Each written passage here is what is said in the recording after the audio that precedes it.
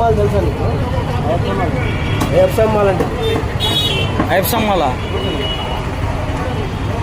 అయ్యప్ప మాల ఇదే కలర్ స్వామి. అయ్యప్ప మాల ఇదే నేసేది. ఉంది సార్. నేను అయ్యప్ప మాల మీరు ఏం తీసుకున్నావు ఇక్కడ?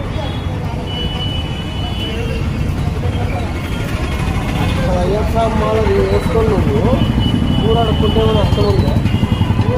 డైరెక్ట్ డైరెక్ట్ ఉంది. సారీ డైరెక్ట్ మాల